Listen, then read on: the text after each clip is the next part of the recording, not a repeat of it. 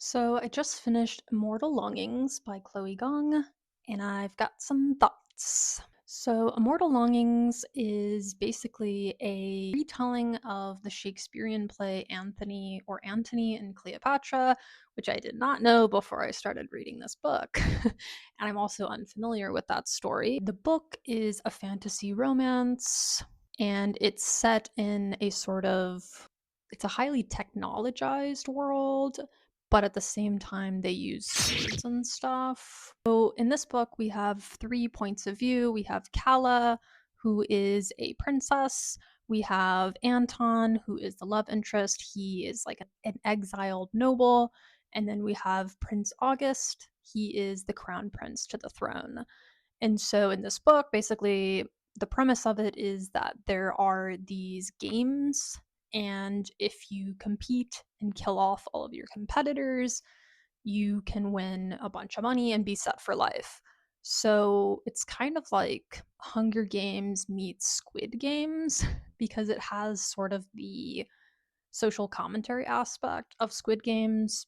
And I think that's one of the things that I like the most about this book is sort of the commentary about the social conditions and about just like the lengths that people will go and the risks that they will take, including bodily harm within the games, in order to literally just survive. So, in this world, people can jump, which is sort of like possession in that you can jump into somebody else's body and your consciousness remains the same, but then you can control their body and invade it and sort of make it your own. And I thought that was very interesting. I thought that was a cool element. To be honest, I didn't even really know it was a fantasy romance until like halfway through, and then I was like, I see where this is going. The pacing is pretty good until you get to the end of the book. It just felt really rushed, both in terms of the major plot points, but also in terms of the romance.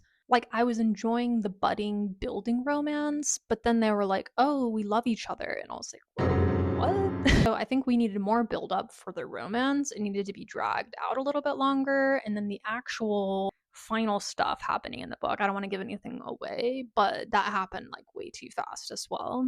It just got rid of the suspense and the page turning aspect.